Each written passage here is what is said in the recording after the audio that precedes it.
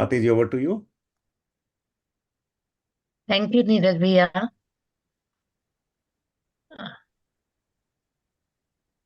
आज सभी का स्वागत है हमारी प्रश्नोत्तरी रत्नमालिका सीरीज के नेक्स्ट सेशन में।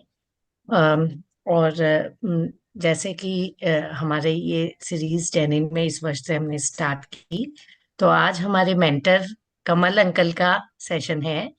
और श्लोक नंबर 10 को लेके हम मतलब we are very excited because इस सेशन को लेने के लिए उन्होंने मतलब ही raise the hand while others facing challenges.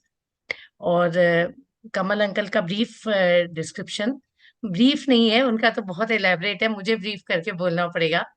Mr. Jaspal served in Indian Administrative Service for over 36 years. He holds degrees of MSc in Geology, MPhil in Economics and Management of Public Enterprises, and LLB. He also taught at BHU and the University of Lucknow.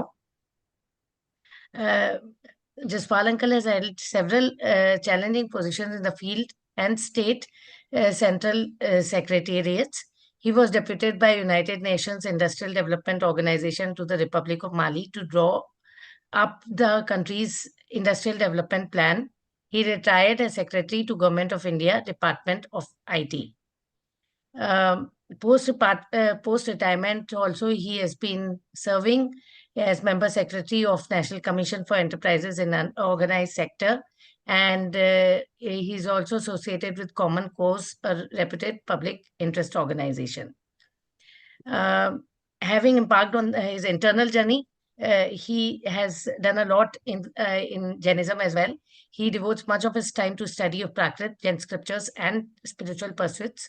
He has been deeply influenced by Muni Kshama Sagar ji, Maharaj ji, and Acharya Vidyasagar ji Maharaj ji. Munishi had commanded him to translate his spiritual biography of Acharya Shi, captioned Atmanveshi, into English. The task could be completed after 4 years of labor of love and was validated by Muni Maharaji. And the annotated translation of his lyrical narrative was published by Bharati Jnanpith under the title In Quest of the Self. He is an occasional poet and writes in Hindi, English, and Urdu.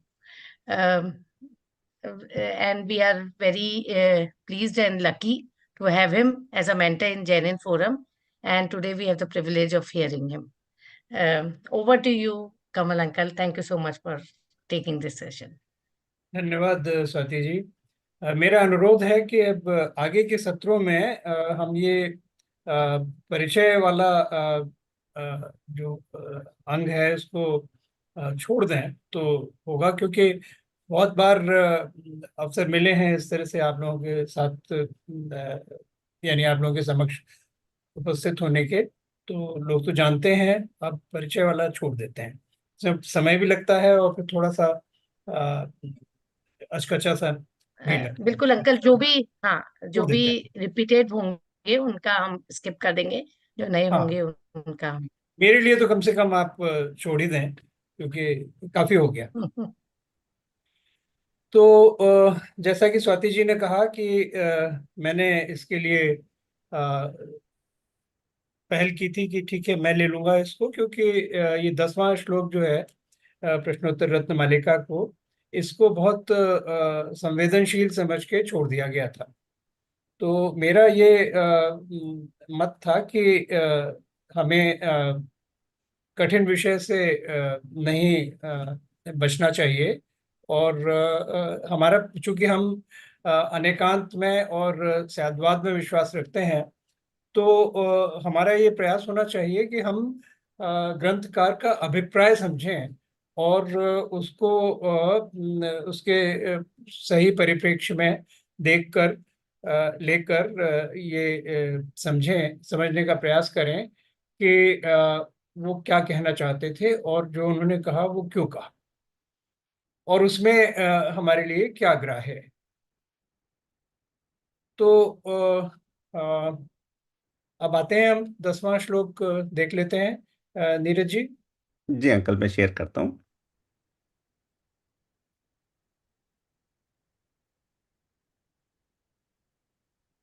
Screen दिख रही है uncle मेरी? हाँ ठीक है, बढ़िया।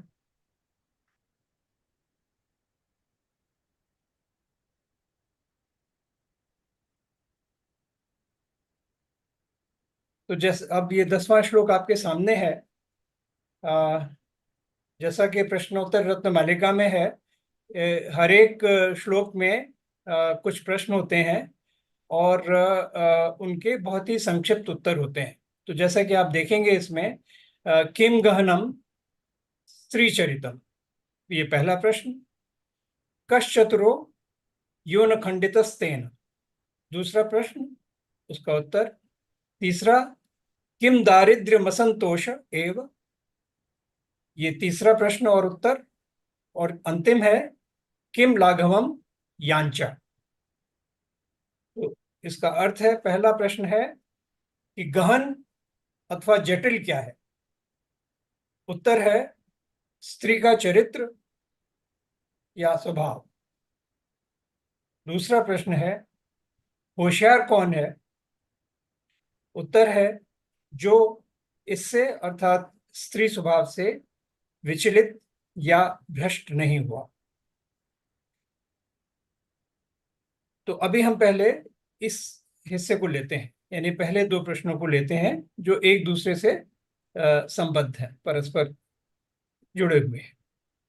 तो आप देख रहे हैं कि इसे इसी को लेकर थोड़ा सा असमंजस था कि इसे हम कैसे न्याय कर पाएंगे इस विषय को आज के परिप्रेक्ष्य। तो अब जैसा कि मैंने शुरू में निवेदन किया कि हमें इसका संदर्भ देखना है कि किस संदर्भ में और किस आशय से आचार्य राजर्षि अमोघवर्ष ने ये लिखा कि स्त्री चरित्र ही सबसे गहन अथवा जटिल है और वही चतुर है जो कि इससे विचलित नहीं होता। तो ग्रंथकार का अभिप्राय समझने के लिए एपिस्टोमोलॉजी में जो दर्शन का एक अंग है, उसकी एक स्थापना है कि हमें टाइम एंड स्पेस इसको देखना चाहिए। जैन दर्शन में इसे और आगे बढ़ाया गया है, इसका और अधिक विशद विवेचन किया गया है इस सिद्धांत का।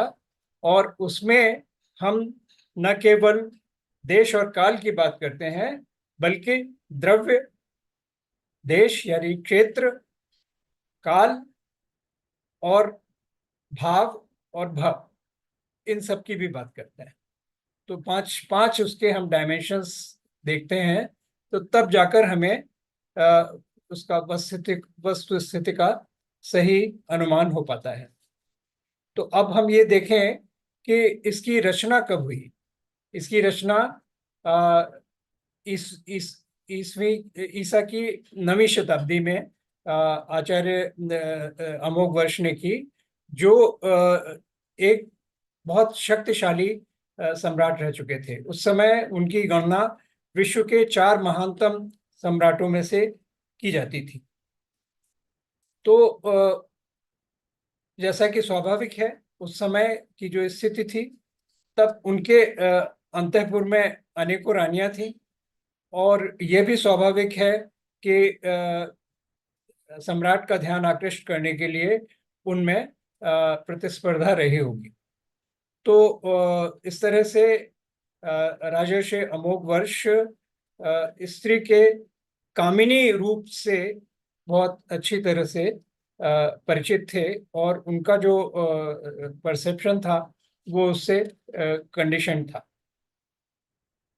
ये भी उल्लेखनीय है कि 9वीं शताब्दी के भारत की सामाजिक व्यवस्था में जो स्वायत्तता थी स्त्री की, वो नगण्य थी। स्वयं सम्राट अमोघवर्ष ने अपनी पुत्रियों और परिवार की अन्य कन्याओं के विवाह संबंध को अपने राजनीतिक लक्ष्यों की प्राप्ति के लिए इस्तेमाल करने में कोई संकोच नहीं किया। तो ये भी उल्लेखनीय है कि यहाँ पर स्त्री के कामिनी पक्ष की चर्चा की गई है इस श्लोक में।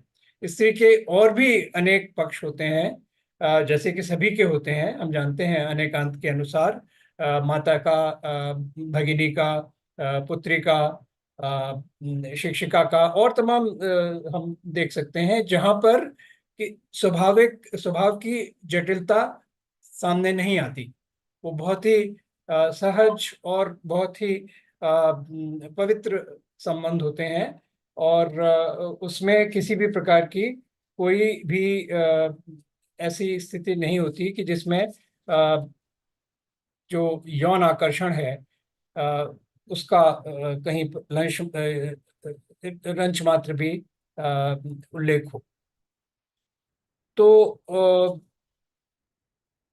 अब दूसरी बात यह है कि हमें देखना है कि ये किसके लिए लिखा गया है, इसका टारगेट क्या था, किसको एड्रेस करके ये बात कही गई है। तो वो आचार्य थे, और अपने संघ के, उनका जो मुख्य उद्देश्य था वो अपने संघ के जो अंतःवासी थे उनके संबोधन का था। तो हम ये भी जानते हैं कि जीव मात्र की 4 संज्ञाएं होती हैं जो उनकी स्वाभाविक प्रवृत्तियां होती हैं। उसमें से एक यौन संबंधों से भी संबंधित है, और बाकी जो है वो जानते हैं हम। आहार, भय, ये मैथुन हुआ, और चौथा परिग्रह। तो जो आत्मोत्कर्ष का मार्ग है, जो मोक्ष मार्ग है, उसमें इन चारों संज्ञाओं को किस तरह से उनसे निवृत्त हो, किस तरह से उनका परिहार किया जाए, कैसे हम उनके ऊपर उठ सकें, सारा ध्यान इसी पर रहता है। तो ये इसमें से ये जो यौन आकर्षण की संज्ञा है, उसके निराकरण के लिए ये बातें कही गई हैं। तो ये पूरी, यानी this is not the totality of the perception about women. ये एक अंग की, एक पक्ष की बात है। तो हमें अब ये भी देखना है कि दूसरा पक्ष क्या होता है। अगला दिखाएं। तो जो स्त्री के चरित्र की बात कही गई है, उसको उसको हमें, अब मैं आपको ले जा रहा हूँ आधुनिक विज्ञान के एक अंग की ओर, जिसमें कि हम मस्तिष्क की, नारी मस्तिष्क की संरचना और उसके शरीर क्रिया विज्ञान से संबंधित बातें कुछ सामने रखेंगे। तो जो स्त्री का जो, यानी इसमें जो कामिनी पक्ष है, या और भी जो प्रवृत्तियां हैं स्त्री की, उसमें कौन कौन से ऐसे फैक्टर्स हैं जो कि उसको डिटरमिन करते हैं। अब देखिए, आप अगर मस्तिष्क की संरचना देखें तो मस्तिष्क के 2 भाग होते हैं प्रमुख, जिनको गोलार्ध कहा जाता है, हेमिस्फीयर कहा जाता है। बायां और दायां, ये अलग अलग इनके फंक्शंस होते हैं जिनको ये कंट्रोल करते हैं, और लगभग इंडिपेंडेंटली ये ऑपरेट करते हैं। लेकिन ऐसा नहीं है कि इनमें आपस में संवाद नहीं होता, क्योंकि उनका संवाद अगर अच्छी तरह से होगा तो तब तब उस व्यक्ति के जो आचरण होगा, उसके जो क्रियाकलाप होंगे, उनमें अच्छा समन्वय होगा।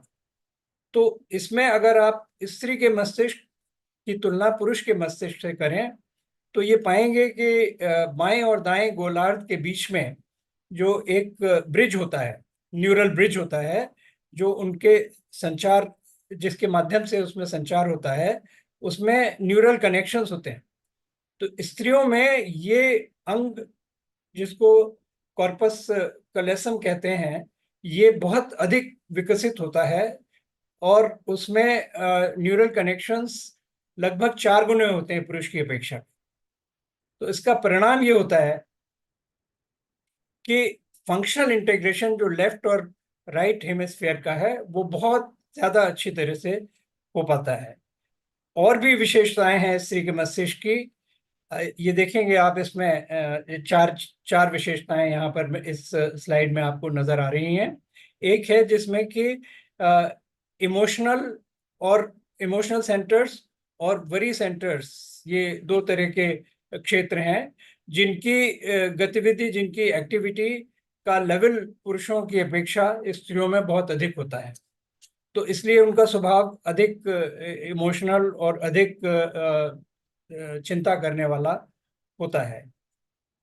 एक और विशेषता है स्त्री के मस्तिष्क की, वो ये कि उसमें जो गट फीलिंग्स होती है, जिसको इंट्यूशन कहते हैं, कि जिसको हम अंतर प्रज्ञा कह सकते हैं, कि उसको जो कंट्रोल करता है हिस्सा, वो भी पुरुष की अपेक्षा कहीं अधिक होता है।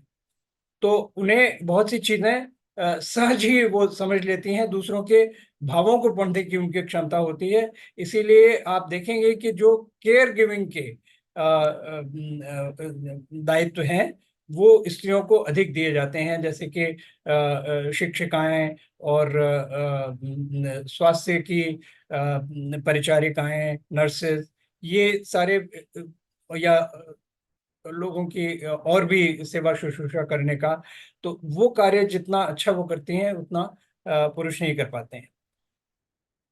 और एक और पार्ट है इसका, आप देखेंगे ये इसमें चौथी वाले स्लाइड में, चौथे आइकन में, तो प्री फ्रंटल कॉर्टेक्स जो होता है वो भी अधिक विकसित होता है, तो जिससे वो नियोजन और निर्णय लेना और यानी जजमेंट और एम्पैथी, यानी कि दूसरे की भावनाओं को समझ पाना, और उसके साथ साथ इम्पल्स कंट्रोल।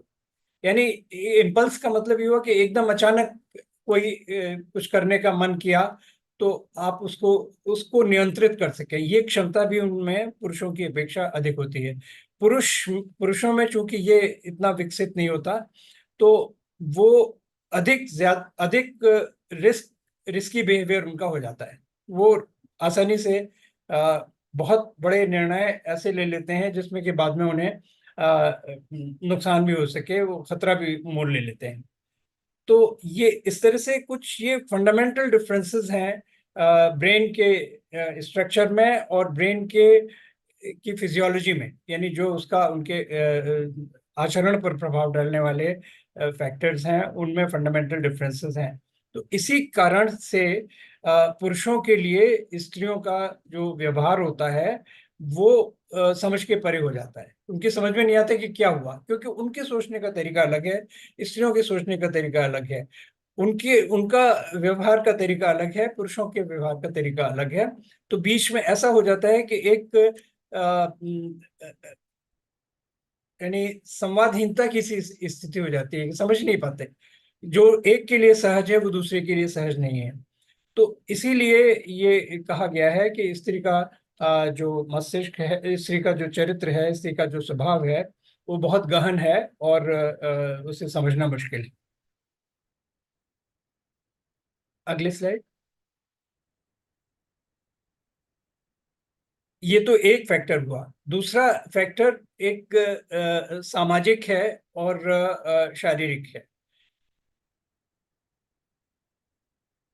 ये तो स्पष्ट है कि स्त्रियों में पुरुषों की अपेक्षा शारीरिक बल कम होता है, और जब हमारे समाज में शारीरिक बल का बहुत अधिक महत्व था, उसी के आधार पर समाज की व्यवस्था की गई थी, उसी के आधार पर पावर इक्वेशन समाज में बने थे, तो तब जाहिर है कि शारीरिक रूप से अपेक्षाकृत कमजोर होने के कारण स्त्रियों की सामाजिक स्थिति भी कमजोर हुई। फिर हमारी एक पुरुष प्रधान सामाजिक व्यवस्था है जिसमें कि स्त्री की स्वायत्तता को नहीं समुचित स्थान दिया गया। और जो अर्थव्यवस्था है, सामाजिक अर्थव्यवस्था है, उसमें भी अगर आप देखें तो जो उत्पादन के साधन हो चाहे या धन संपत्ति हो, उसका भी, उसमें भी बहुत ही असंतुलन रहा है जो आज तक विद्यमान है। तो इन सब डिसएडवांटेजेस के होते हुए, इन सब अभावों के होते हुए भी स्त्रियां आज भी हैं और अपना काम चला लेती हैं और स्वायत्तता भी हासिल करने का प्रयास करती हैं, जिसमें कि वो सफल भी होती हैं। तो इसके लिए उन्हें अपनी जो जन्मजात जो स्वाभाविक बुद्धिमत्ता है उसका और युक्ति का वो प्रयोग करना पड़ता है, और आवश्यकता पड़ने पर वो इसमें जिसे आप इमोशनल मैनिपुलेशन कह सकते हैं, उसका भी सहारा लेते हैं। ये उनके लिए एक व्यवस्था है। तो ये भी सारे पहलू हैं जो कि स्त्री चरित्र को प्रभावित करते हैं। तो हमें कोई भी जजमेंट इसमें करने से पहले इन सब परिस्थितियों को ध्यान में रखना चाहिए। ऐसा नहीं है कि आगम में केवल स्त्री के कामिनी पक्ष की ही बात की गई है। आगम में ये भी संज्ञान लिया गया है कि स्त्रियों का और भी रूप होता है, और भी अंग होते हैं जो कि उतने ही नहीं बल्कि उससे भी अधिक महत्वपूर्ण है। अगली स्लाइड। यहाँ मैं आपके सामने केवल दो गाथाएं रखूंगा। ये समण सुत्तम से ली गई हैं, और जैसा कि आप जानते हैं समण सुत्तम एक ऐसा ग्रंथ है कि जो सभी जैन आमनायों को स्वीकार्य है, जिसकी कि सभी में मान्यता है, और इसमें बिल्कुल वही गाथाएं हैं जो कि आगम ग्रंथों से ली गई हैं और निर्विवाद हैं और सर्वमान्य हैं। तो ये गाथा है, जह सील रक्षाणम पुरुषाणम ऋंदिदाओ महिलाओ, तह सील रक्षाणम महिलाओ ऋंदिदा पुरुषा। जैसे शील रक्षा करने वाले पुरुषों के लिए महिलाएं हे हैं, वैसे ही शील रक्षा करने वाली महिलाओं के लिए पुरुष हे हैं। तो जो बात पुरुषों के लिए, स्त्रियों के लिए कही गई है, वो पुरुषों के लिए भी लागू हो जाती है। अगर हम बात करते हैं शील रक्षा की और निवृत्ति की और मोक्ष मार्ग पर बढ़ने की, तो चूंकि आचार्य संबोधित कर रहे थे अपने संघ के मुनियों को मुख्यतः, तो मुनियों को संबोधन में निश्चित रूप से जो बात की जाएगी वो उनके दृष्टिकोण से की जाएगी। पर अगर उसमें आर्यिकाओं को के लिए मुख्यतः ये संबोधन होता, तो तब ये दूसरा जो चरण है इस गाथा का, वो लागू होता। अगला। किम पुण्य गुण सहदाओ इत्थियो अथ्य वित्थड़ जसाओ, नरलोक देवदाओ देवेहिम विवंदिदाओ। ये भी समण सुत्तम से लिया गया है। और कितनी ही गुणयुक्त स्त्रियां हैं जिनकी कीर्ति सर्वत्र व्याप्त है। मनुष्य लोक की ये देवता, देवता का मतलब है वो नव देवता जो होते हैं उनसे आशय है। तो मनुष्य लोक की ये देवता देवों द्वारा भी वंदनीय है। अब जब हम जानते हैं कि तीर्थंकर की माता की कितनी महत्ता है, तो इसी तरह से स्त्रियों को हम केवल एक पक्ष के आधार पर उनके विषय में कोई निर्णय नहीं ले सकते। आगे। बात के जो दो प्रश्न हैं वो बिल्कुल निरापद हैं, उनमें किसी भी तरह की संवेदनशीलता नहीं है। एक प्रश्न ये था, आपको याद होगा, अभी तीसरा प्रश्न था कि दारिद्र्य क्या है। दारिद्र्य क्या है? असंतोष। असंतोष ही दारिद्र्य है। अगर हम संतुष्ट हैं तो हम सबसे अधिक धनी हैं। संतोष के धन के बराबर कोई धन नहीं है। ये एक बहुत प्रसिद्ध दोहा है हिंदी का, गोधन गजधन वारिधन और गोधन गजधन वाजिधन और रतन धन खान, जब आवे संतोष धन सब धन धूरी समान। तो संतोष का धन कैसे आता है? संतोष का धन तब आता है जब हमारी दृष्टि बाह्य साधनों पर, बाह्य वैभव पर न होकर हमारे आत्म वैभव पर जाती है, क्योंकि सबसे बड़ा वैभव तो आत्म वैभव है। और जो बाह्य वैभव हैं जिन्हें हम संयोग वशात ही पाते हैं, वो सब अस्थिर हैं, नश्वर हैं और अशाश्वत हैं। अथिरम परेण शयनम पुत्तकलत्तम सुमित लावण्यम गिहगोहणाय सव्वम णवघण विंदेण सारिच्छम। ये आचार्य कुमार कार्तिकेय का कार्तिकेयानुप्रेक्षा ग्रंथ से लिया हुआ पद है। इसमें इसका अर्थ है कि परिवार, स्वजन, पुत्र, स्त्री, अच्छे मित्र, सौंदर्य, घर, गोधन सभी नव मेघ समूह के समान अस्थिर हैं। जैसे आकाश में बादलों के भांति भांति के आकार बनते हैं और थोड़ी सी हवा चलने से वो सब बिखर जाते हैं, उसी तरह से ये सब क्षणिक हैं। और इनसे जो हमें सुख मिलता है वो सुख नहीं है, वो सुखाभास मात्र है।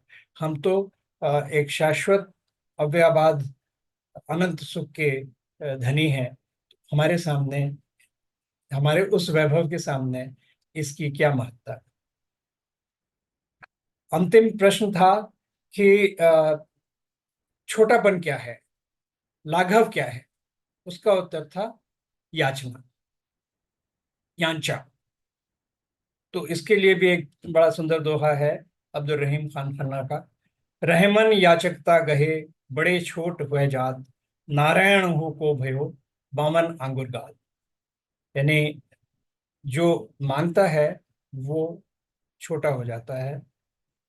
और नारायण ने भी, विष्णु ने भी जब बलि के सामने याचना की थी तो उनको भी वामन रूप धरना पड़ा था। केवल वामन अंगुल ऊंचे वामन का रूप धर के उन्होंने याचना की थी। तो यहाँ पर ऐसा नहीं है कि ये मान के दृष्टिकोण से ये बात कही गई है। ये बात इसलिए कही गई है, इसका आशय ये है कि मांगा क्या जा रहा है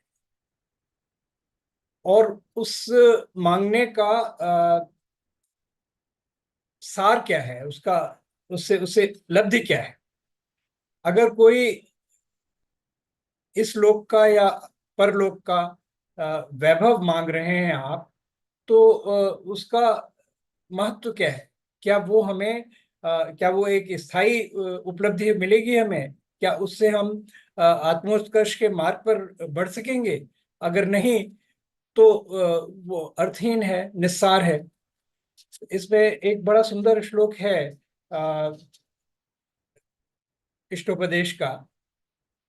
इतश्चिंता मणिर्दिव्य इतः पिण्याक खंडकम ध्यानेन चेदुभे लभ्ये क्वाद्रियंताम विवेकिनः।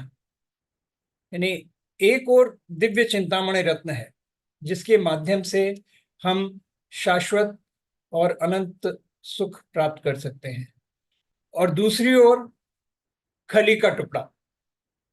तो ये दोनों जिसके माध्यम से हम प्राप्त कर सकते हैं, यानी पुरुषार्थ के माध्यम से ये दोनों ही प्राप्त किए जा सकते हैं, तो विवेकी जन किसे वरीयता देंगे। तो अगर हमें ध्यान लगाना है तो ध्यान हम किस काम के लिए लगाएं, किस प्रयोजन के लिए लगाएं। एक ध्यान होता है जिसको वको ध्यान कहते हैं, यानी बगुला जिस तरह से मछली को मारने के लिए एक पैर पर बिल्कुल मूर्तिवत खड़ा रहता है, तो वो भी तो ध्यान की पराकाष्ठा है।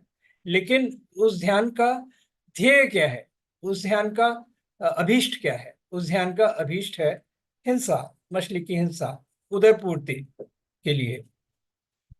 तो उस ध्यान से क्या लाभ हुआ? और अगर वही ध्यान हम अपने आत्मरमण के लिए करें, अपने आत्म स्वरूप को पहचानने के लिए करें, तो उससे क्या नहीं हासिल हो सकता। तो ये इस आशय से ये बात कही गई है। ये ऐसा नहीं है कि हमें बहुत अपने ऊपर अभिमान है या हमें बहुत मान है, हम अपने ऊपर बहुत गर्व करते हैं तो इसलिए हम हाथ नहीं फैलाएंगे। हम हाथ किसके लिए फैलाएं? तो हम तो भगवान से भी केवल यही याचना करते हैं कि हमें आपके समान बनने का मार्ग दिखे। मार्ग तो आपने दिखाया है, लेकिन उस मार्ग पर हम चल सकें। जैसा कि तत्वार्थ सूत्र के मंगलाचरण में कहा गया है, मोक्ष मार्गस्य नेतारम भेत्तारम कर्म भूभृताम ज्ञातारम विश्व तत्वानाम वंदे तद्गुण लब्धये। यानी मोक्ष मार्ग के नेता और कर्मों के पहाड़ को ध्वस्त करने वाले और सकल विश्व के ज्ञाता, विश्व के तत्व के ज्ञाता, उनकी वंदना हम किस लिए करते हैं? उनकी वंदना हम किसी ऐश्वर्य की प्राप्ति के लिए, किसी वैभव की प्राप्ति के लिए, परलोक के सुख के लिए भी नहीं करते। हम उनकी वंदना इसलिए करते हैं कि उनके गुणों को हम ग्रहण कर सकें। यही हमारा लक्ष्य है, उसी के लिए हम वंदना करते हैं। वंदना हम किसी सुख के लिए, सांसारिक सुख की प्राप्ति के लिए नहीं करते। तो हम क्या मांगे, किससे मांगे और क्यों मांगे? तो इन प्रश्नों पर हमें विचार करना चाहिए। और इसके साथ ही मैं अपनी इस प्रस्तुति को विराम देता हूं। और अगर इस पर कोई चर्चा करनी हो तो आपका स्वागत है।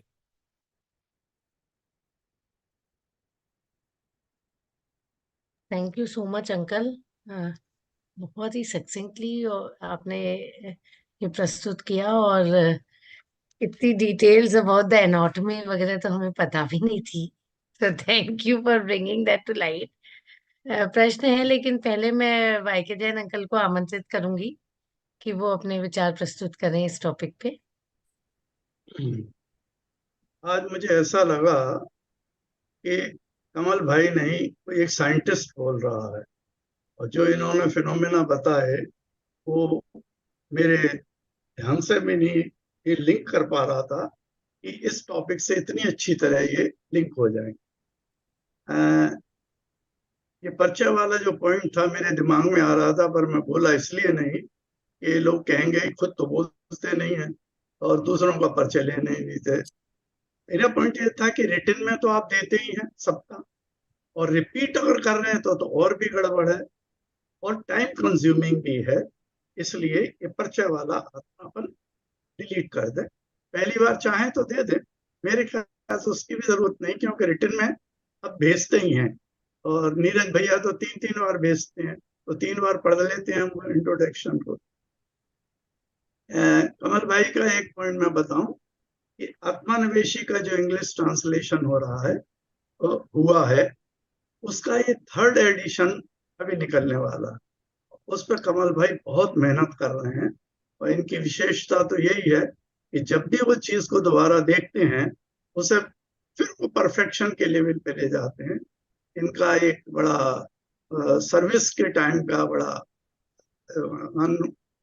अनोखा अनुभव है कि जब इनके पास कोई फाइल आती थी तो ये अपना बड़ा अच्छा रिमार्क देते थे। उनके रिमार्क मैंने पढ़े हिंदी और इंग्लिश में, जो मुझे काफी कम समझ में आते थे, और लोगों को क्या समझ बेचारों को आते होंगे। बहरहाल वो जब वापस अगर दोबारा आती थी तो कमल भाई उसके कैंसिल करके अपना दोबारा नोटिंग भेजते, और कंसर्न ऑफिसर या क्लर्क को बोलते थे तीसरी बार मत लेके आना, अगर तीसरी बार लेके आए तो मैं फिर से रिवाइज करूंगा, क्योंकि ये परफेक्शन लेवल इनका तो हर बार बढ़ते ही चला जा रहा था। और ये आत्मान्वेषी के साथ यही हुआ कि अभी इन्होंने पूरा दोबारा इसको एडिट कर रहे हैं और बहुत मेहनत कर रहे हैं। जब 3rd एडिशन आए तो ये वर्थ होगा कि आप सब लोग भी इसको पढ़ें। अब मैं एक पॉइंट पर आता हूँ। पहला, गहन। तो इसका जो डिस्ट्रीब्यूट वो पढ़ रहा था व्याख्या, उसमें एक शब्द आया था समझ से परे। तो गहन और जो कमल भाई ने समझाया वो समझ से परे और जिस तरह से उन्होंने जस्टिफाई किया कि क्यों, क्योंकि दिमाग आदि उनके स्वभाव, ये सब इसमें आ जाएगा। एक पॉइंट ये अपन ध्यान करें कि जो भी पुराने आचार्यों ने कहा है वो अपन ये सोच के चले वो महासत्यव्रती थे, और जो उन्होंने कहा वो सत्य ही कहा। ये अलग बात है, जैसा कमल भाई ने बताया कि द्रव्य क्षेत्र काल भाव की अपेक्षा उसमें थोड़ा सा स्ट्रेस अलग अलग आ जाएगा। जैसे महावीर भगवान के टाइम में अहिंसा पे बहुत ज्यादा जोर दिया गया, तो जब वो सत्यव्रती थे तो सत्य ही कहेंगे, और जो कहा वो आवश्यक ही होगा। हम हेजिटेट ना करें, जैसा कमल भाई ने हाईलाइट करके और हमारे हेजिटेशन को समाप्त कर दिया। स्त्री कथा के बारे में बहुत आता है, तो यहाँ वही विकारी पर्याय की बात हो रही है। उनके प्रति पुरुष के विकारी भाव बहुत इंपॉर्टेंट है। जैसा कमल ने बोला कि माँ और बहन की यहाँ पर बात नहीं हो रही है, माँ स्त्री के विकारी रूप की बात हो रही है, और उसमें भी पुरुष की प्रमुखता कि वो किस एंगल से उनको देख रहा है।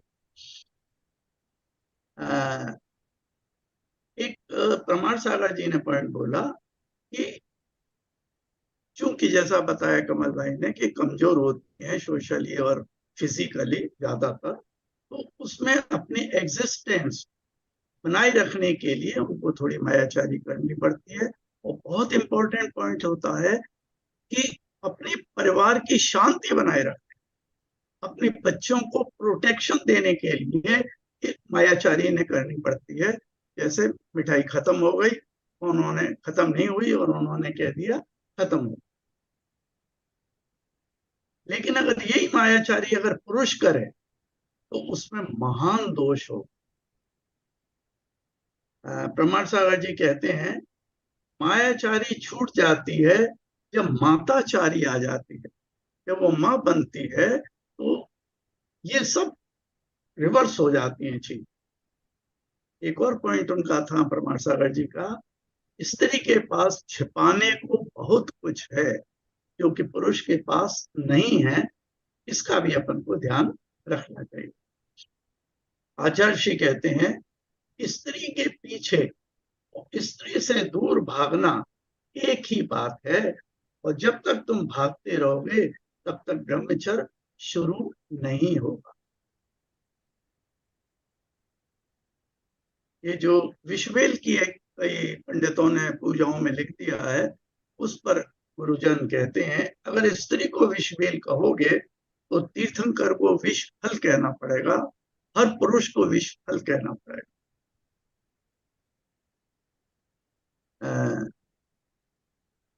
दूसरा पॉइंट था चतुरता का। चतुर कौन? जो इससे बचा रहे।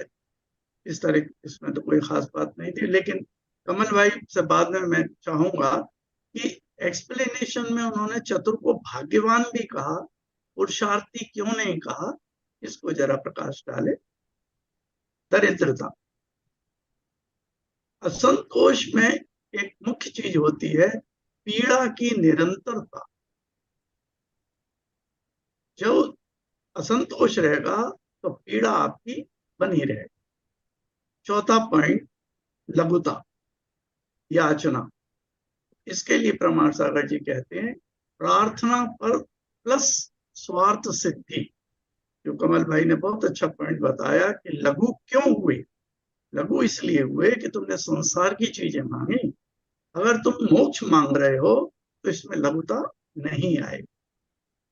कमल भाई से दूसरा पॉइंट मैं चाहूंगा कि नॉर्मली मैंने देखा है इन सब गाथाओं में चारों प्रश्न आपस में कोरिलेटेड होते हैं। यहाँ एक और दो तो आपस में कोरिलेटेड दिख रहे हैं, पर 3 और 4 1 2 से कोरिलेट नहीं हो रहे। इसका कोई विशेष कारण है क्या? और लास्ट आइटम आचार्य का ही स्त्रियों के बारे में, वे अर्धांगिनी नहीं अष्टांगिनी हैं, तभी तो साष्टांगिनी हैं। जब आचार्य भगवान और बाकी सब अपने मनराज इनको इतना हाईलाइट करते हैं तो फिर ये कम कैसे हो जाएंगे। इसी तरह से अपन थोड़ी उसी ज्यादा ही सम्माननीय है जैसे माँ पिता से ज्यादा। स्वाति, कमल भाई 2 पॉइंट को जरा क्लियर करेंगे। Thank you uncle. एक बार ये लास्ट वाला बता दीजिए, अर्धांगिनी नहीं अस्तांगिनी है, ये हाँ थोड़ा मीनिंग हाँ, के साथ। मतलब की चीज तो पहले तुम जानना चाहती हो, है ना। स्त्री, आचार्य श्री कहते हैं, स्त्री अर्धांगिनी नहीं अष्टांगिनी है। 8 अंग उसके सॉलिड होते हैं, जैसा कमल ने सिद्ध किया साइंटिफिकली। तभी तो साष्टांगिनी है। हम माँ रूप बहन रूप के आगे साष्टांग हो जाते हैं। इसमें भाषा की सुंदरता भी और भावों की सुंदरता। कमल भाई, थैंक यू अंकल। चतुर का आप क्या प्रणम्य सागर जी की जो व्याख्या है उसमें से हाँ उसका हाँ, जिक्र कर उसमें रहे हैं? भाग्यवान लिखा था, तो मुझे तो लगा कि पुरुषार्थ ही ज्यादा होना चाहिए भाग्यवान से, है ना। मैंने देखा नहीं है। आप बाद में बता देना। हाँ, मैं बाद में और देख दूसरा लूंगा। और दूसरा ये ये रिलेशन 1 और 2 का 3 4 से रिलेशन को दिख नहीं रहा। सभी जगह नहीं है, ऐसा सभी जगह नहीं है, क्योंकि प्रश्न तो 63 है इसमें मेरे ख्याल में, और वो श्लोक 29 है। तो कहीं यानी निरंतरता रहती है और कभी कभी नहीं भी रहती है, आप आगे भी देखेंगे। तो इस तरह का है, ऐसी कोई बाध्यता नहीं है कि एक श्लोक के जितने भी प्रश्न हैं वो सब संबद्ध हों एक दूसरे से। तो वैसे इन्हें जोड़ा भी जा सकता है, थोड़ी खींचतान करके जोड़ सकते हैं। जबरदस्ती मत जोड़ो। हाँ, संभव है, संभव है, किया जा सकता है। क्योंकि अगर आप देखें इसमें, तो आप यहाँ बात किसकी, बाकी 2 प्रश्नों में किसकी बात हो रही है? संतोष की बात हो रही है और याचना की बात हो रही है। तो जब हम इसको पहले, यानी जो महावीर स्वामी से पहले जैन धर्म का रूप था, उसमें कम से कम श्वेतांबर मान्यता के अनुसार तो चतुर्याम धर्म की बात की जाती थी।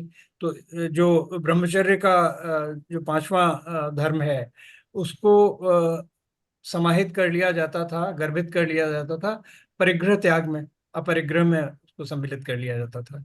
तो स्त्री को परिग्रह की श्रेणी में रखते थे, परिग्रह की श्रेणी में रखते थे।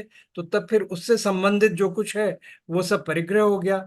तो याचना और असंतोष, वो दोनों उससे जुड़ गए। तो जोड़ा जा सकता है, लेकिन जोड़ने की कोई बाध्यता नहीं। एक अंग में जुड़ जाता है, एक पक्ष से जुड़ जाएगा, पर पूर्णता में नहीं जुड़ेगा। क्योंकि ऐसे पहले अनिवार्यता जितने नहीं प्रेजेंटेशन हुए उनमें है। जनरली यही कहा जाता था।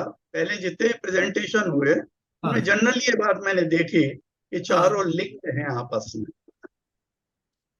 चलिए। जोड़ सकते हैं, जोड़ना संभव है, जैसे कि मैंने प्रयास किया अभी तुरंत ही। पर ऐसी कोई बाध्यता नहीं है। आगे भी आप पाएंगे इसमें कि कुछ यानी टूट गया क्रम उसके बाद। तो सब ऐसा नहीं है कि सब एक दूसरे से जुड़े हुए हों, अलग अलग प्रश्न भी हैं। और कमल, दूसरा, ये पुरुष दोनों के होगा। लिए जब तुम एक्सप्लेन कर रहे थे, जी। उसमें एक रिस्क टेकिंग वाली जो पॉइंट है, ये पुरुष में शायद ज्यादा होगा।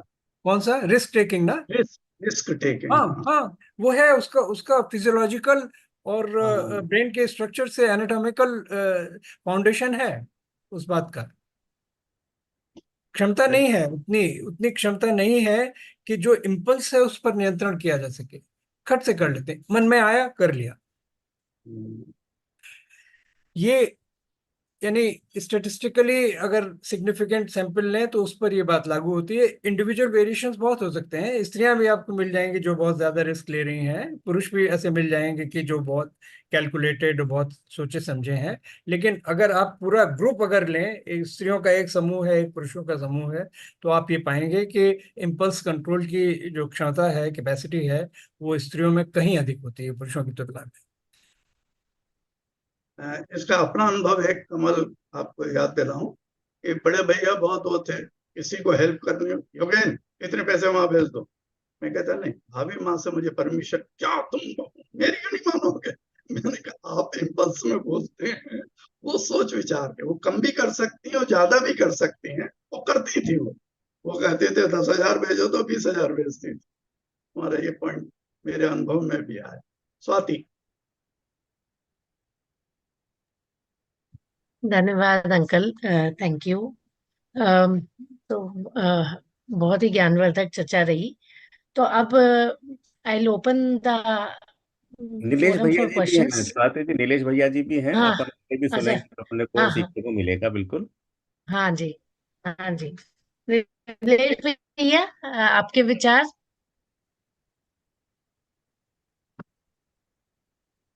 अच्छा अच्छा जी, मैं नीलेश अभी भैया और आप सब म्यूट पे लोगों हैं। को, सभी लोगों को सुन लूं फिर, हालांकि मुझे ऐसा कुछ अभी विचार तो लगा नहीं है।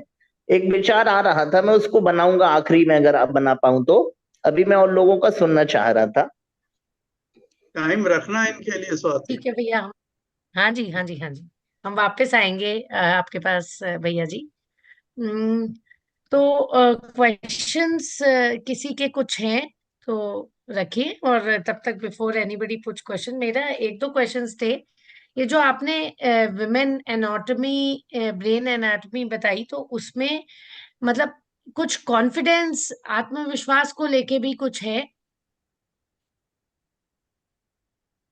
क्योंकि ये देखा गया है प्राय कि मतलब पुरुष वर्ग ज्यादा कॉन्फिडेंस रखता है, वही काम उतना ही पुरुष वर्ग को आता हो एटलीस्ट ऑफिशियल स्पेस में, और उतना ही स्त्रियों को आता है कॉन्फिडेंस ज्यादा पुरुष वर्ग का देखा गया है। तो वो भी कुछ ब्रेन एनाटॉमी से मेरे रिलेटेड ख्याल है? में इसमें सोशल कंडीशनिंग ज्यादा इम्पोर्टेंट है।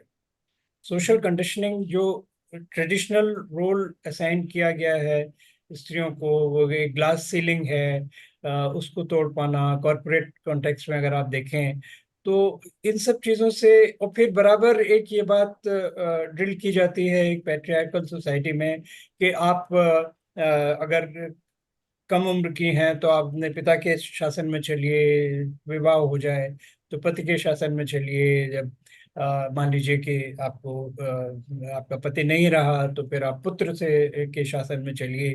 तो ये इस तरह की एक व्यवस्था रही है। तो इस सब में थोड़ा सा ह्रास तो आत्मविश्वास का होता ही है।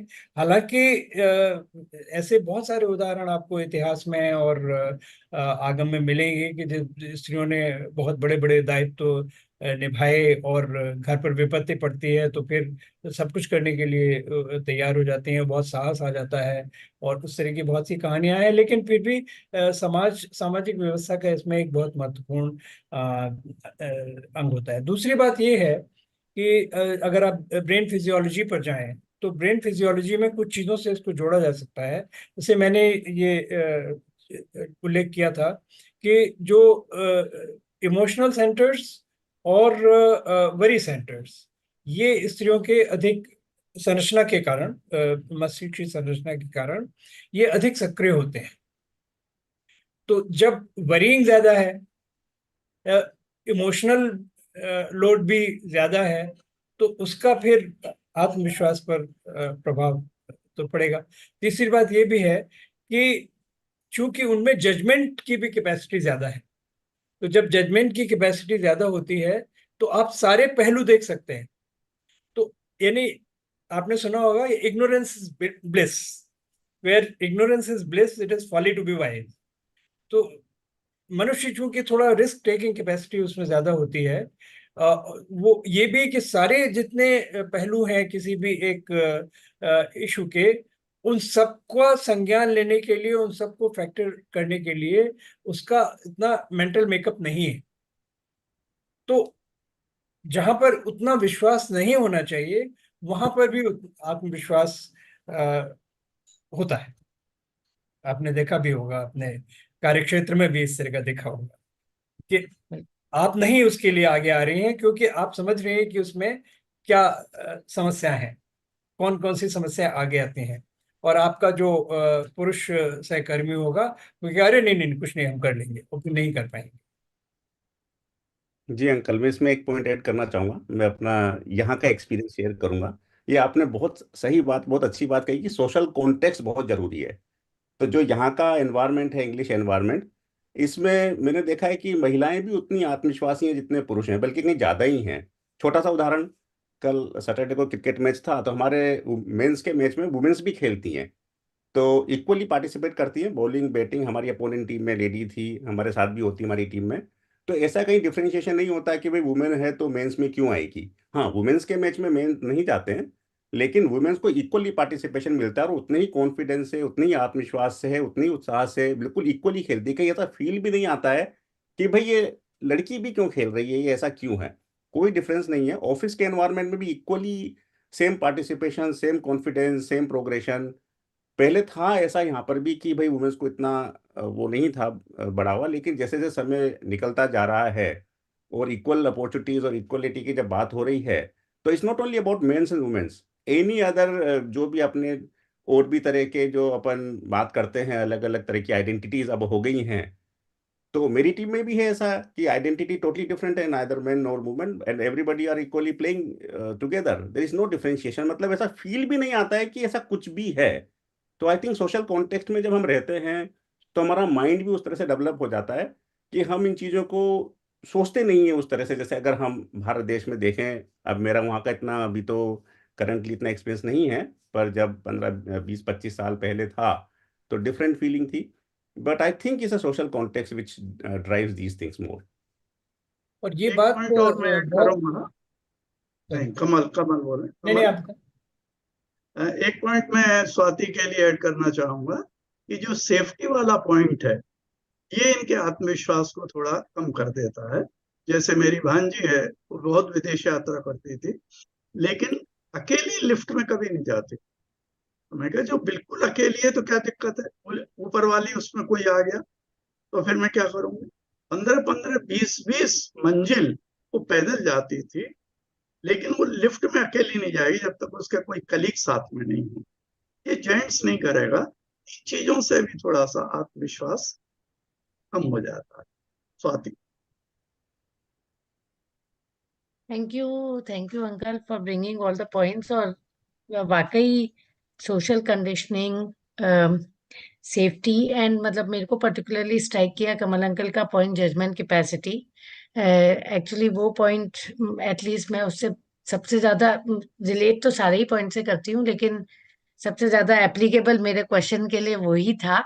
क्योंकि वही हो जाता है कि उसी सिचुएशन में मेन और वुमेन में, मेन में भी इम्पल्सिव ज्यादा सोचते नहीं है, हाँ हम कर सकते हैं, और वुमेन सीज की कहाँ कहाँ इश्यूज है, कहाँ कहाँ इश्यूज हो सकते हैं।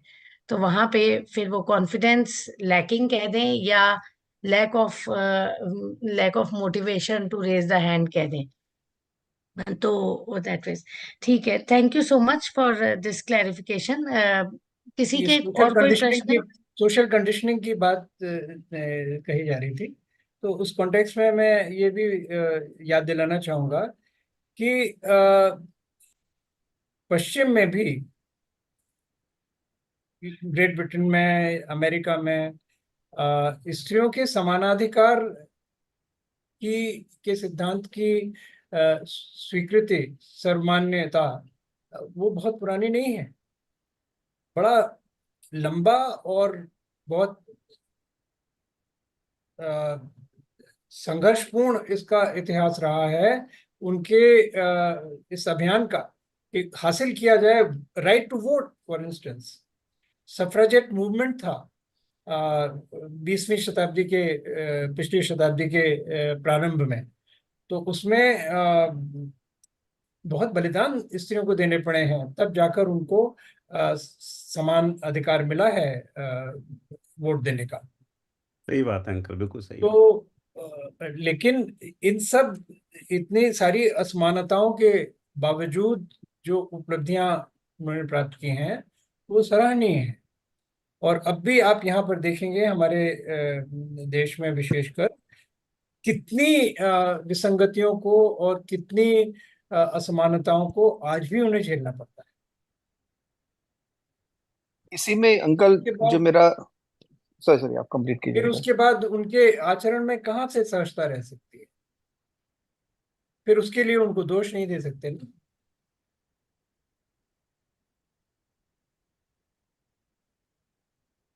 मैं कुछ बोला था अंकल।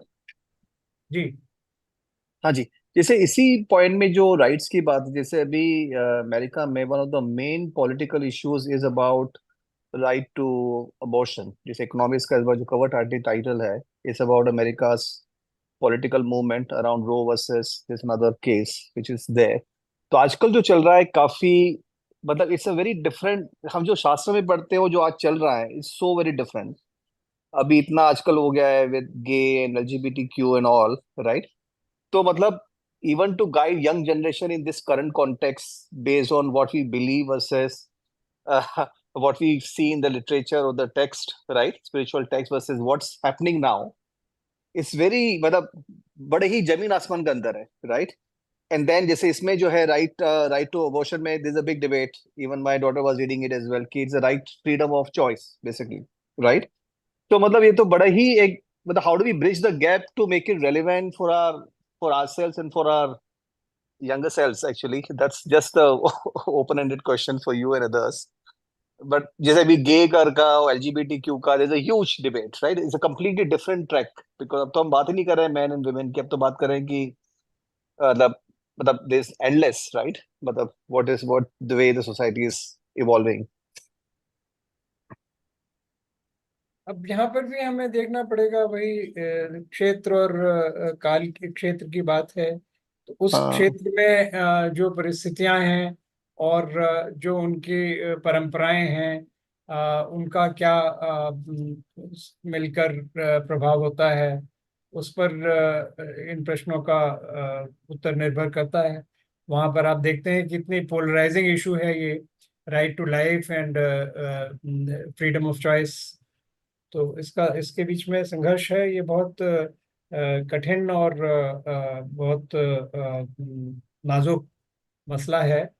और मेरे ख्याल में इसका इस हमारे आज के विषय से इतना सीधा संबंध नहीं है। तो अगर पंचों की राय होगी ऐसे विषयों पर चर्चा करने की, तो वो भी की जा सकती है, उसकी तैयारी करनी पड़ेगी। हाँ हाँ, नहीं दैट्स फाइन। आई थिंक जैसे जैसे ये इस पे नहीं होगा डायरेक्टली कनेक्शन, बट ये जो आजकल है कि even the male and female and then LGBTQ, right? It's a complete, it's related one. Again, it links to the sexual desire or otherwise, right? So maybe we can discuss later, but this is certainly नहीं, very, इसे इसे इसे इसे हाँ ये इसकी यहाँ पर चर्चा की जा सकती है, इसमें कोई संकोच नहीं है। हाँ क्योंकि हाँ हमारे यहाँ आप देखेंगे ना, क्योंकि जैन धर्म की विशेषता ये है, हमारे दर्शन की, कि इसमें जो ज्ञाता दृष्टा का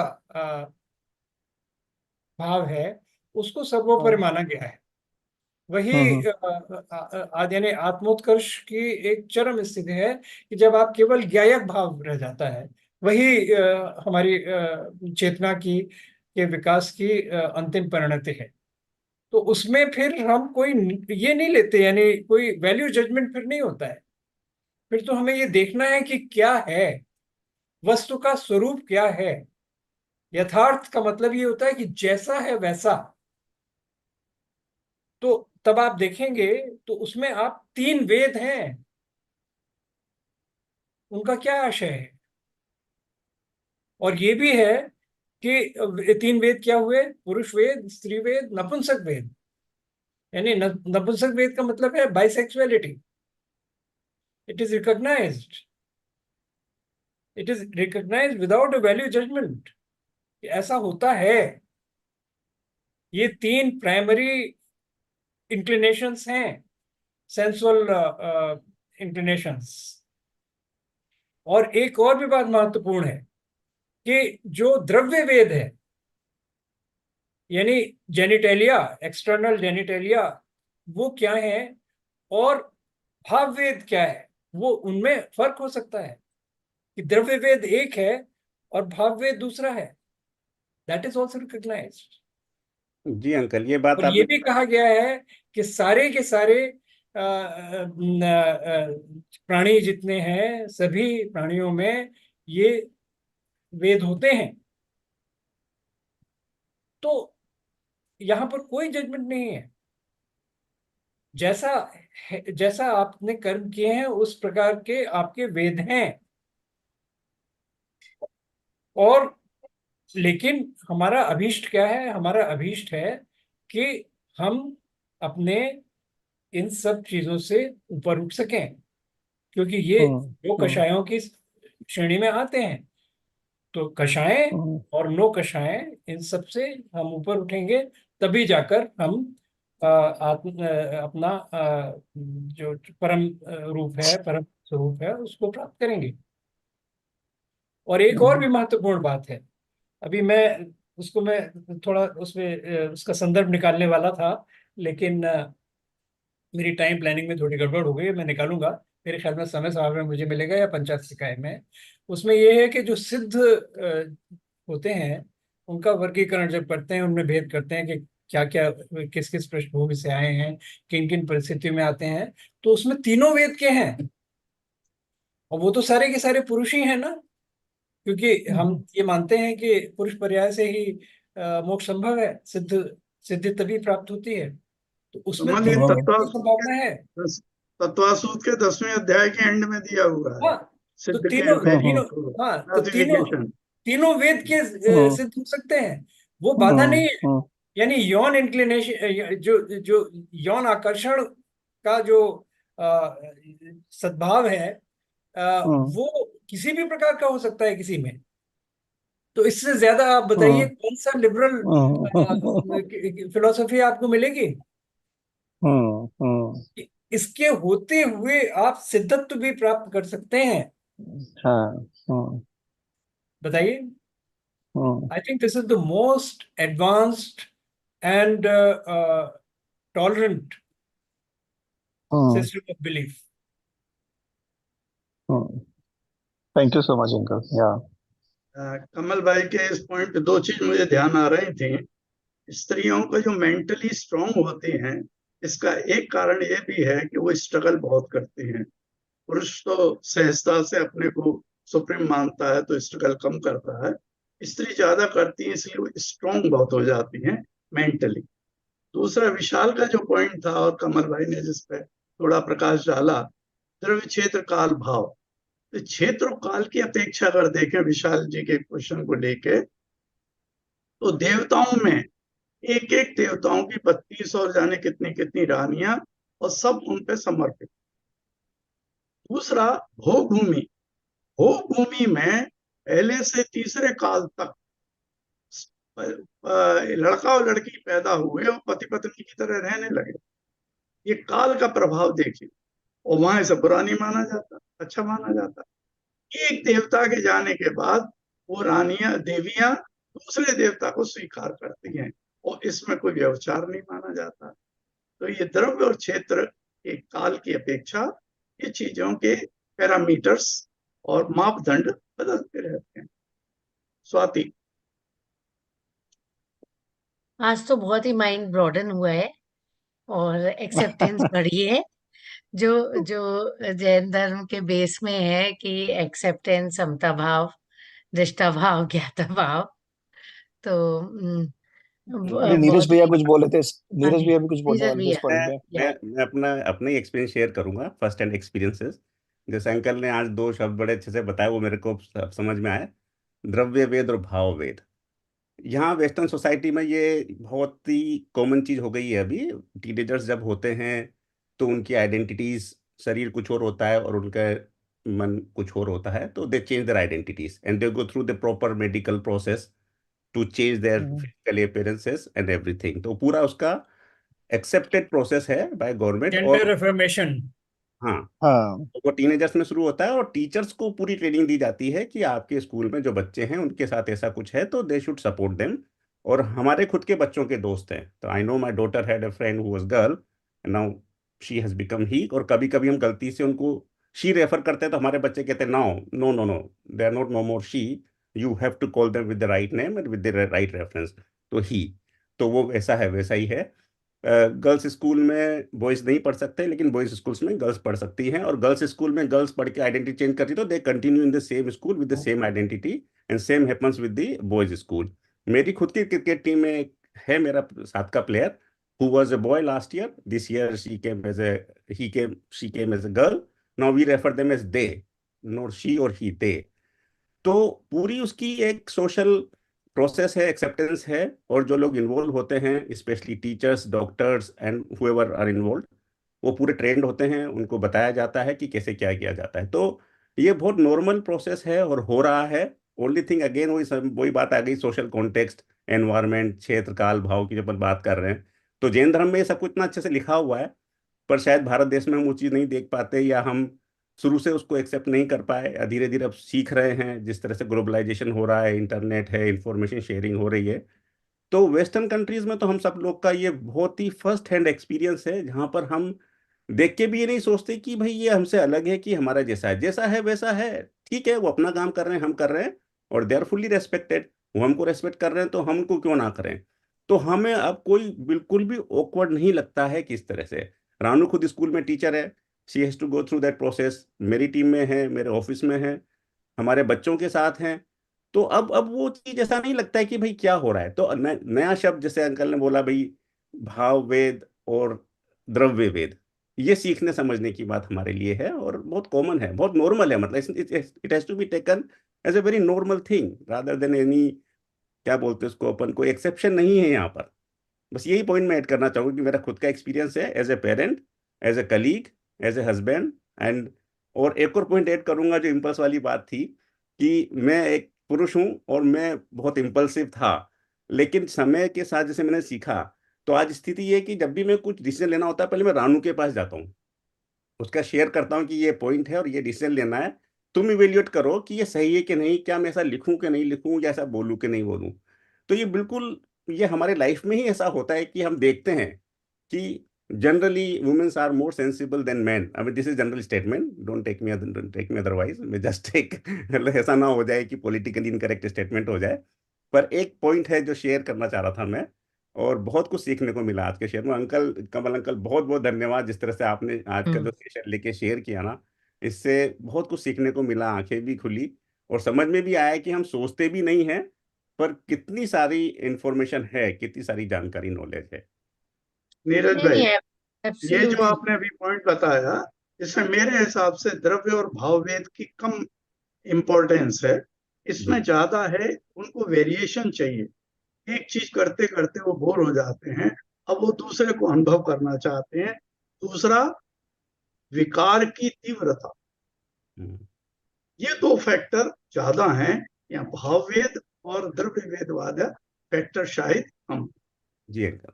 बात हाँ मतलब, और मैं यही कहूंगी कि maybe I am not sure if I am correct, but Jain धर्म के उससे मतलब हमें इन चीजों से, जो कमल अंकल ने कहा, इन चीजों से ऊपर उठना चाहिए।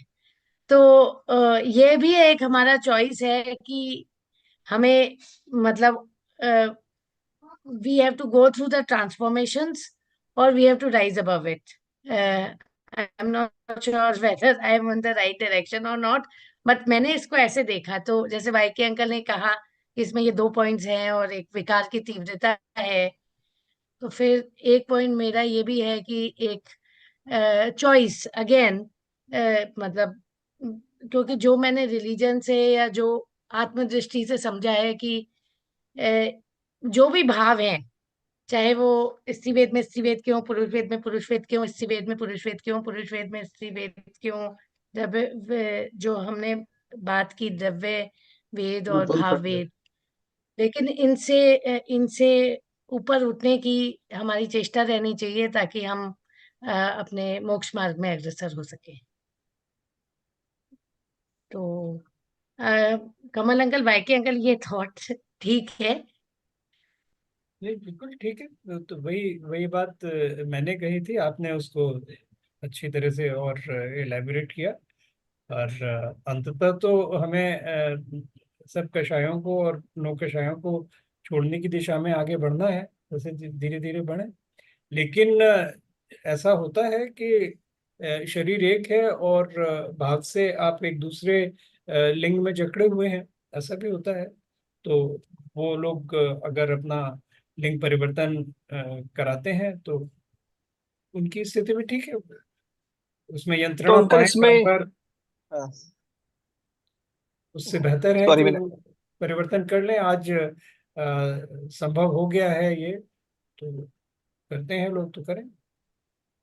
तो अंकल इसमें शील की महत्वता, जो बोलते हैं कि शील एक, हम बोलते हैं शील सदाचार, कि अपने वैवाहिक जीवन से पहले अपना शील में रहें, या एक हम भी बोलते हैं कि ब्रह्मचर्य का इवेंचुअली पालन करें, अपने जो साथी आपका जीवन साथी उसके साथ ही रहे। तो शील की महत्वता तो हमारी, वो तो एक कोर है, राइट, टेनेट है। नहीं तो आई कैन ऑल्सो से कि यार, मतलब मेरा शरीर के क्षेत्र में मेरे डिफरेंट चॉइसेस हैं, बट देन वो शील की महत्वता तो एक कोर प्रिंसिपल है, राइट, लाइफ का, आपके चरित्र का।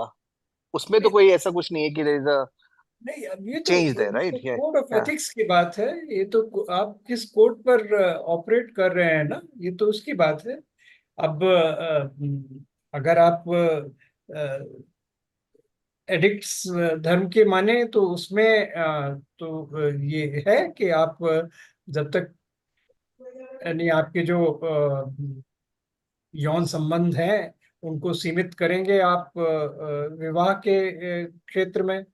केवल सुधार संतोष एक अणुव्रत होता है ब्रह्मचर्य का। तो ये है, अगर आप उस कोड में नहीं ऑपरेट कर रहे हैं तो फिर आपकी चॉइस। पहले तो आपको ये तय करना है ना कि आप किस कोड में ऑपरेट कर रहे हैं। अगर आप धर्म के सिद्धांतों के अंदर रहने की बात कर रहे हैं तो उसमें प्री मैरिटल सेक्स के लिए स्थान नहीं है। एग्जैक्टली। अगर उसके बाहर हैं, आप उस क्षेत्र के बाहर हैं, तो ठीक है, योर चॉइस। तो अब ये ये तो ऐसा नहीं है ना पूरा कि कोई अपना अगर नॉन वेजिटेरियन है तो वो नॉन वेजिटेरियन है। वो ये थोड़ी कहेगा कि जैन धर्म में इसकी अनुमति है कि नहीं है। नहीं है। जैन धर्म के बाहर आप ऑपरेट कर रहे हैं तो है, आप जो भी करें।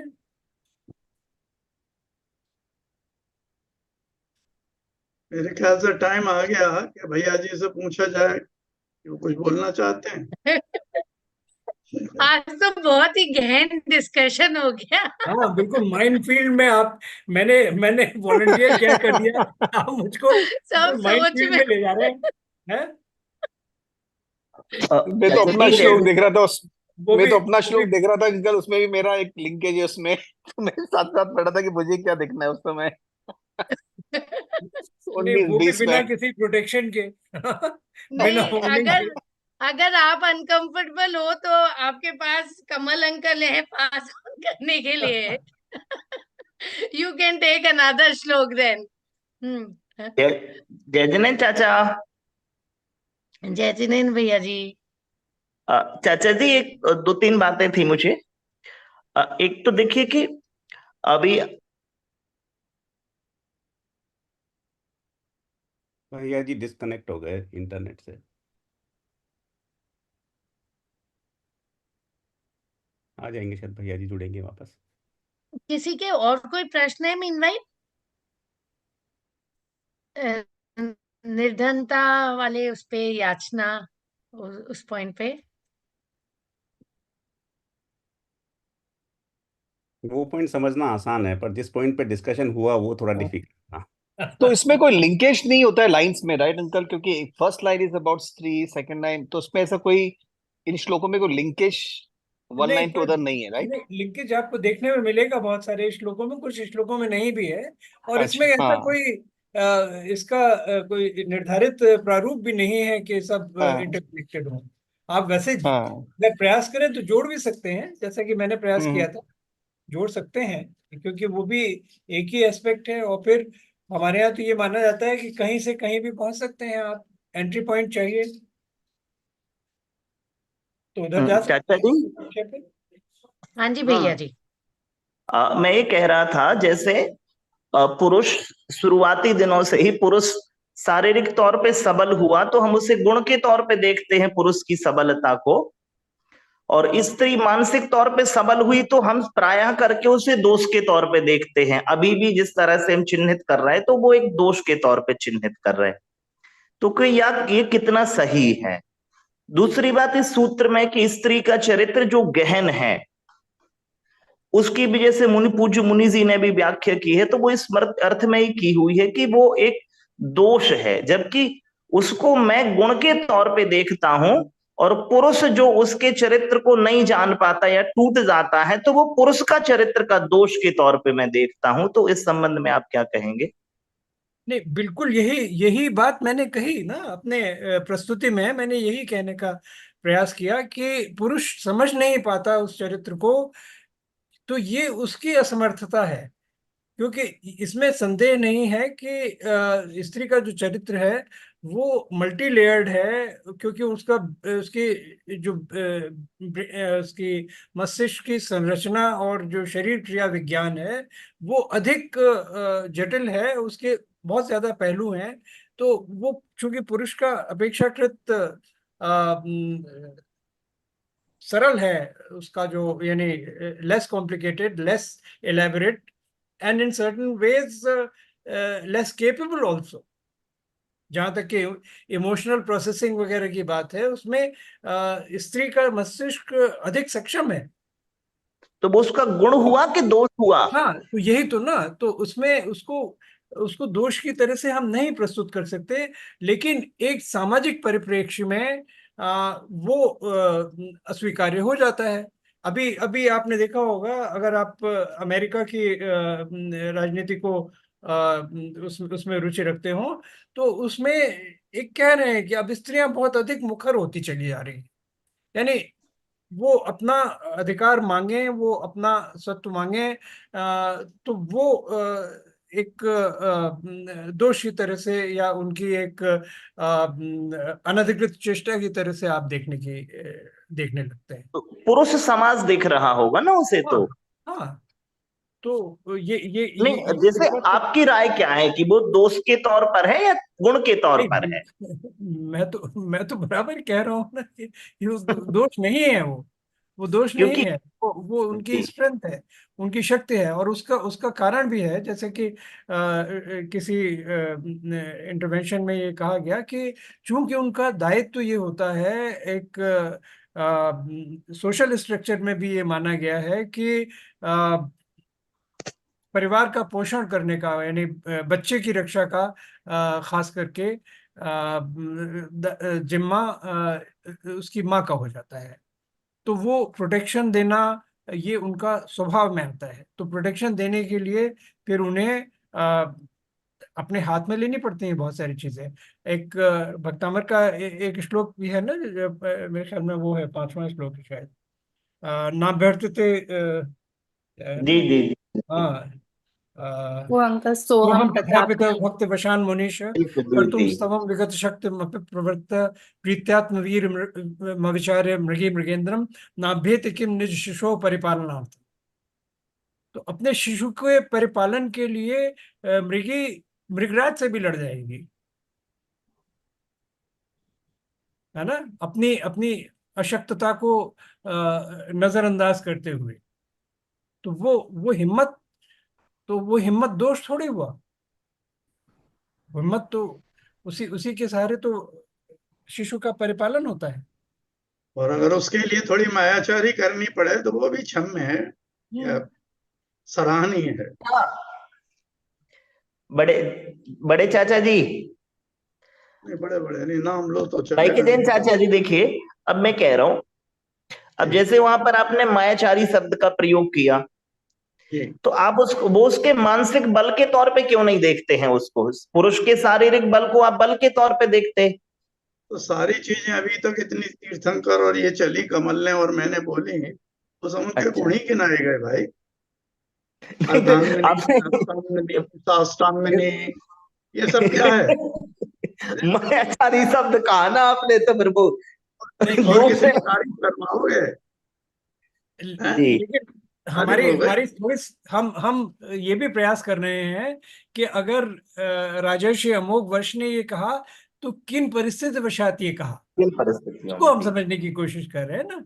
एक और मेरा आखिरी प्रश्न है, अ, चाचा जी, हाँ जी। आप ये जैन आचार्यों, आप नाम लेकर बताएं कौन से चाचा जी से बात कर रहे हाँ, हैं आप। मेरे कमल जी से, मेरे चाचा कमल हैं। कमल अच्छा, जी चाचा जी, देखिए, हाँ, ओके। जैसे जैन आचार्यों का साहित्य मिलता है, लेकिन जैन स्त्री साध्वियों का एक भी साहित्य नहीं मिलता, इसका क्या कारण रहा होगा? जबकि 900 800 900 साल में इस्लाम का वो रहा, तो मुनि जी नहीं होते थे तो आरिकाओं ने तो निर्वहन किया ही होगा, तो उनका साहित्य कहाँ खो गया? अब आज ये प्रश्न आया था सुधासागर जी महाराज के पास, और उन्होंने जी उसका यही जवाब दिया था कि जो हाईएस्ट पोजीशन है वो वस्त्र रहित वाली है, उनको ही अधिकार दिया। आर्यका माता वस्त्र सहित हैं, पंडित लोग वस्त्र सहित हैं, तो उनको ये जो पुराणों की रचना के लिए बोला गया वो उनको ये अधिकार नहीं हुआ, क्योंकि जो कपड़े वाले हैं वो कहीं ना कहीं पार्शल हो ही जाएंगे, क्योंकि उनको मोह है, अटैचमेंट है। और चाचा ये जी, जो तो वीतरागता की तरफ ज्यादा हैं उनको ये अधिकार दिया गया। तो ये भैया, पंडित जी साहब आचार्य लोगों ने जी, तो खुद साहित्य लिखा ना, हाँ, वो बाद में लिखा, शुरू में नहीं तो नहीं। आज तो बात बाद जो में आप आरिकाओं आगम ने की, क्यों नहीं लिखा बाद में?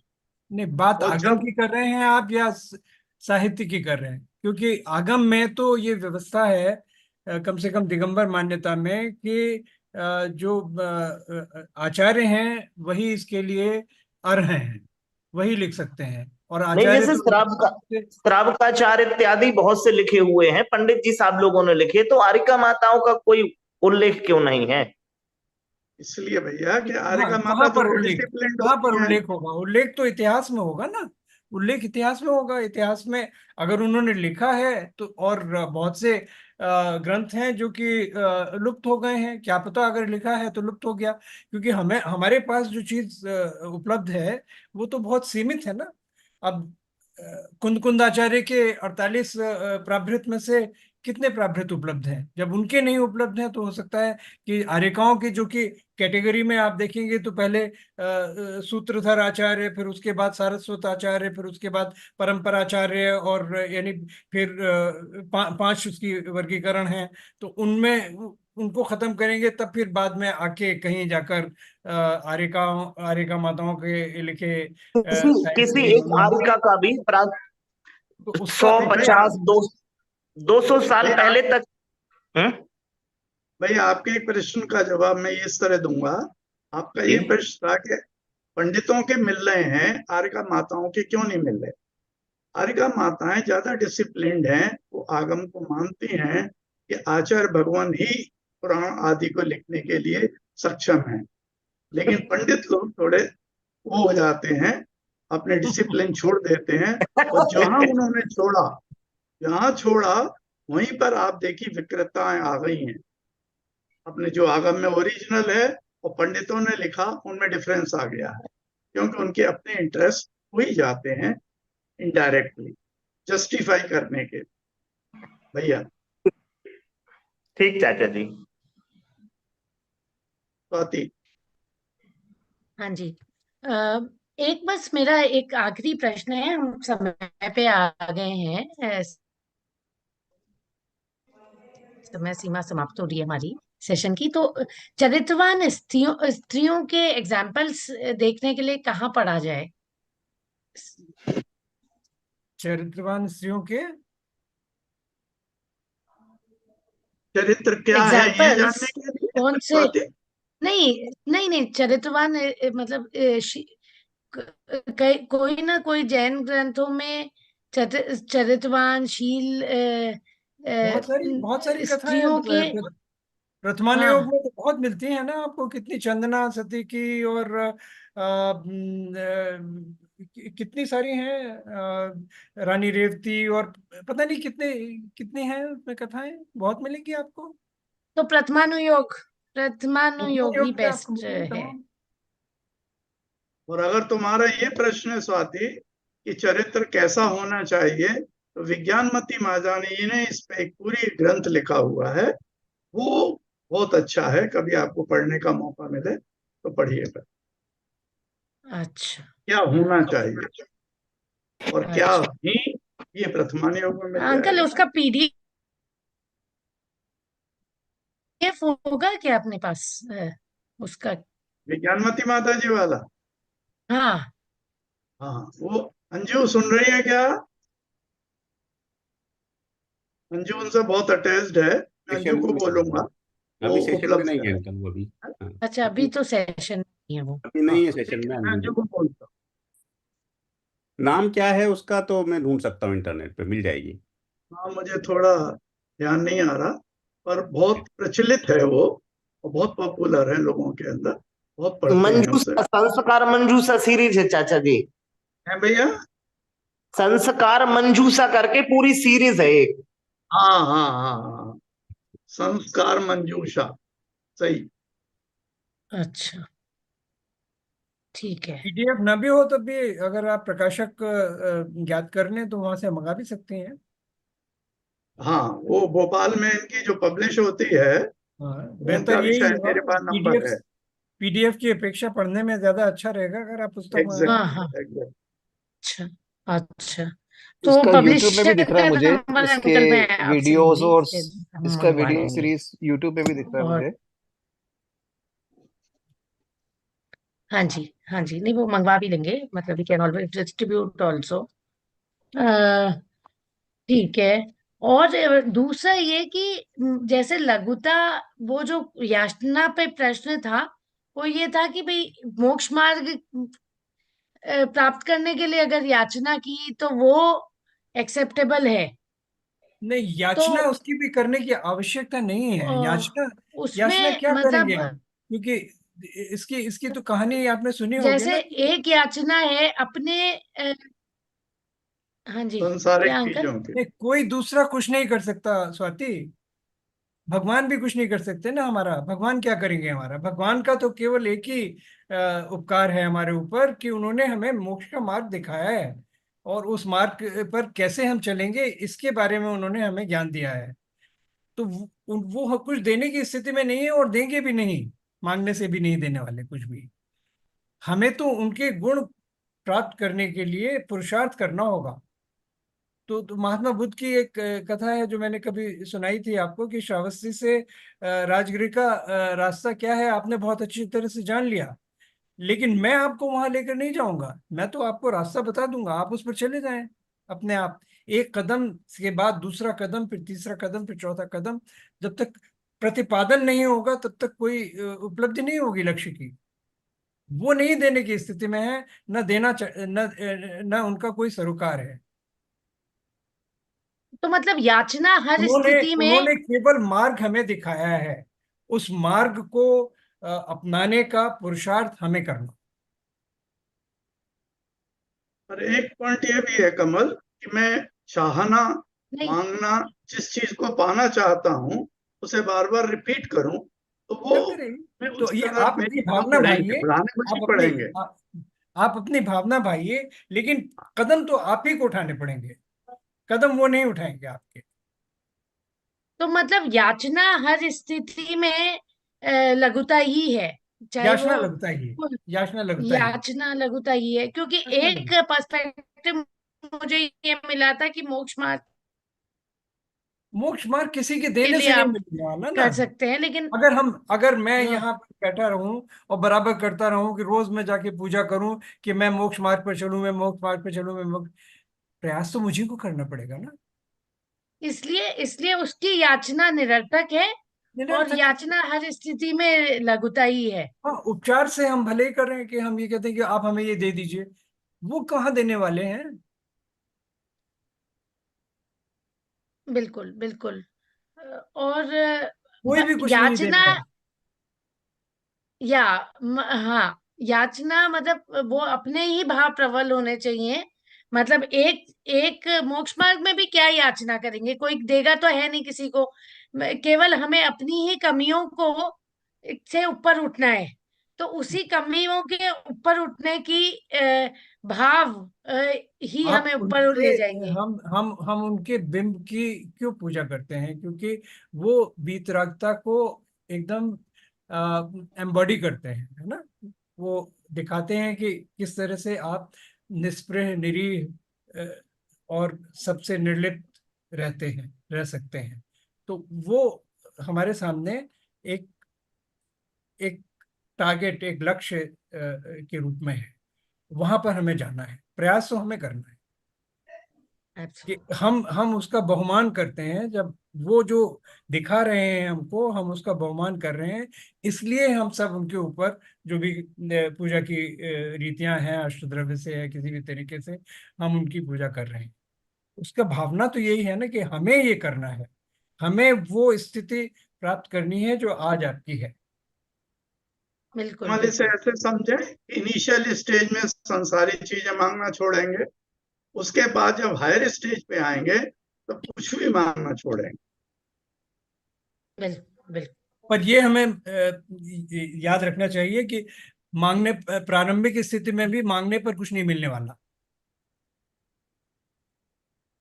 तो एक चीज अंकल, क्विकली, हम जो बात कर रहे थे जेंडर इक्वालिटी की, तो दिगंबर आमनाय में ऐसे ही आता है कि अगर आप स्त्री हो तो आप मोक्ष को नहीं प्राप्त कर सकते, तो अल्टीमेटली आपको स्त्रीलिंग का छेद करना ही पड़ेगा, हाँ, तो ही आप आगे ये बढ़ दिगंबर है। सकते हैं। ये एक आधारभूत अंतर है श्वेतांबर आमनाय में और दिगंबर आमनाय में। बल्कि श्वेतांबर आमनाय के अनुसार तो जो पहले मुक्त जीव हैं वो मरुदेवी हैं। सबसे पहले मोक्ष उनको हुआ, ऋषभदेव भगवान से पहले मोक्ष हुआ। उन्होंने उनको देखा और उन्हें मोक्ष हो गया। पर कमल जो उनके तीर्थंकर हुए हैं, एक स्त्री, हाँ, उनका जो मूर्ति बनाई जाती है वो पुरुष की बनाई जाती है, वो बड़ी पुरुष नहीं बनाई विडम्बना। जाती है, यानी उसमें वो कुछ थोड़ा श्रृंगार में थोड़ा अंतर होता है, पर पता नहीं, वो क्लियर कट पुरुष दिखाई देते हैं। हाँ। चाचा तो और जी, उसका 19वें कारण तीर्थंकर जो मल्लिनाथ, होगा मल्लिनाथ चाचा जी, छुपाने को, मल्लिनाथ। भैया कुछ ऐसी एक कुछ मिनट। ऐसी कुछ ऐसी प्रतिमाएं भी देखने में आई हैं जिसमें तीर्थंकर की, मल्लिनाथ जी की स्त्री रूप ही प्रतिमा है।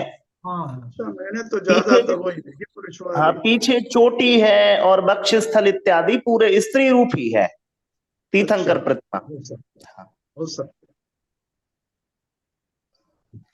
खैर हमें इन पर ज्यादा ड्वेल नहीं करना है, क्योंकि यहाँ पर हम सभी आमनायों का सम्मान करते हैं, और उन पर चूंकि हम जो ग्रंथ ले रहे हैं इसमें वो दिगंबर आमनाय के हैं, तो उसमें तो उनके परिप्रेक्ष्य में हम यहाँ सिद्धांतों का प्रतिपादन करते हैं।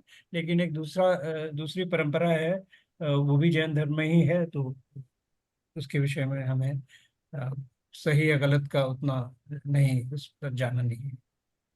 रेणु के प्रश्न का जवाब ये होगा कि दिगंबरत्व के साथ ही मोक्ष होता है, और स्त्रियों के दिगंबरत्व में बाधा है, क्योंकि जैसा महाराज जी ने बोला, ये छिपाने को ये बहुत कुछ है। ये हमारी मान्यता है। तो इसका मतलब स्त्रियों को ज्यादा हार्ड वर्क करना पड़ेगा कि वो अल्टीमेटली पुरुष बन सके कभी जाके फ्यूचर में। उनको वो तो आदत भी करते है हैं, हार्ड वर्क करने की। करती है। They are prepare, they constitutionally they are capable of doing that. मैं पहाड़ में काफी दिन रहा, मेरा एक आध पोस्टिंग हुई पहाड़ में, तो वहां पर तो कोई भी भारी वजन है, आप कहिए किसी से कि भाई इसको यहाँ पे रख दो, उसको हिला डुला के देखे, ये तो एक औरत का बोझ है साहब, ये तो नहीं उठा। तो आप पहले ये याद हो आपको कभी, हमारे जमाने में तो ऐसे ही होता था, जब हम कभी पहाड़ वहाड़ पे जाते थे तो बहुत सारी कुली का काम करने के लिए स्त्रियां आती थी, और उठा ले जाती थी सामान पहाड़ में, बचपन में। ये जो दैट्स वेरी लोहार चीप। आते हैं ना, वो जो गाड़ियां लेके घूमते रहते हैं, उनको मैंने हम्म। कई बार ऑब्जर्व किया। वो तो बैठा रहेगा, वो गर्म करेगा, और हेमर चलाती है उसकी पत्नी। महारानी भारी लक्ष्मीबाई बात का उदाहरण है अंकल। अपने बच्चे को, जैसा वो फोटो में दिखाते हैं, अपने बच्चे को बांध करके भी उसने पुरुषों की तरह से लड़ाई करी, घोड़े पे बैठ करके। तो हम्म। और ऐसा ही होता है जब कुली महिला होती है, तो अपने हम्म। छोटे बच्चे को भी बांध के रखती है और वो वजन भी उठाती है। पुरुष तो खाली हम्म। वजन ही उठाता है, अगर उठा सकता है तो। नहीं तो महिलाएं तो हमेशा से ज्यादा ही कैपेबल हैं। मेरे ख्याल से काफी तारीफ हो गई अभी स्त्रियों की, है? ये तो मौका मिला है कुछ करने का। तो अभी हमारा समय सीमा हो चुकी है आज की, बट बहुत ही एनरिचिंग सेशन रहा। Thank you so much Kamla uncle और मुझे सभी जेन्युइनली लोग छुट्टी तो जिन्होंने लेकर दूंगा। डिस्कशन को इंटरेस्टिंग और ज्ञानवर्धक बनाने में अपना सहयोग दिया। तो थैंक यू सो मच। और अब हम अपनी मैं जिनवाणी जेनवानी स्तुति प्ले कर देता हूँ अपना सेशन अंत करने के लिए। हे जिनवाणी भारती तो ही जपो दिन रैन, जो तेरी शरणा गहे सो पावे सुख चैन।